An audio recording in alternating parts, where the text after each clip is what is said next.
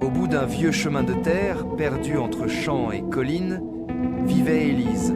Elle avait tout quitté pour fuir le bruit, la ville et les souvenirs. Ici, tout semblait paisible, trop paisible. Le vent chantait dans les arbres, la pluie frappait les vitres. Et dans le silence, on aurait presque pu croire que le monde avait cessé de respirer. Chaque soir, Élise allumait sa vieille radio. Le grésillement des ondes était devenu sa seule compagnie. Parfois une voix d'animateur, parfois une chanson d'un autre temps, ces sons remplissaient la maison vide, comme si quelqu'un veillait avec elle. C'était son rituel, son seul lien avec la vie.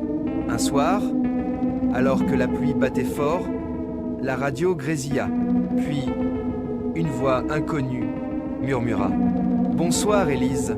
Elle sursauta. Avait-elle bien entendu? Personne ne connaissait son prénom ici.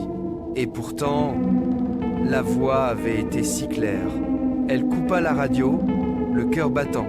Le silence revint, mais il semblait soudain menaçant. Le lendemain soir, elle ralluma la radio.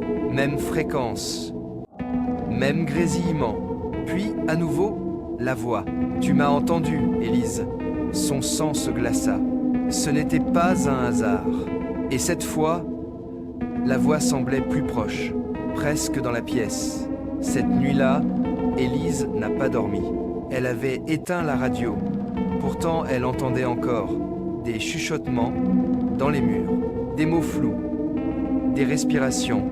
À chaque battement de son cœur, le son semblait se rapprocher un peu plus, jusqu'à ce qu'elle jure entendre une phrase distincte. « Je t'attends, Élise. » À l'aube, elle décida d'en avoir le cœur net.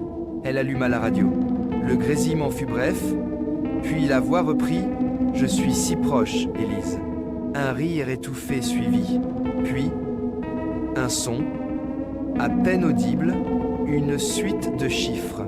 C'était son adresse, l'adresse exacte de sa maison. Le souffle court, Élise prit une lampe et descendit à la cave. Chaque marche grinçait comme un avertissement. L'air y était lourd, moisi, presque vivant.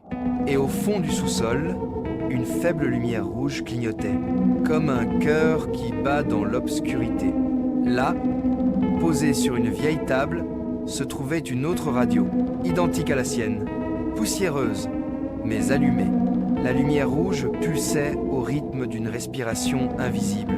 Élise s'approcha lentement. « Qui est là ?» cria-t-elle. Pas de réponse, seulement un souffle, suivi d'un rire étouffé. Soudain, la radio cracha un son strident.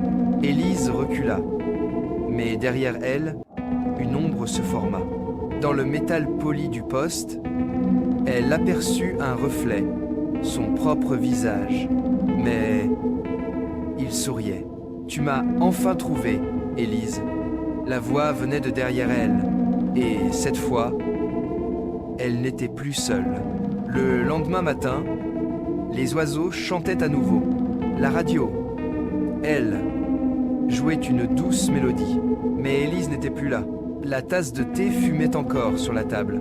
Et sur la fréquence 103,6, une voix nouvelle murmurait « Bonsoir. Qui m'écoute ce soir ?»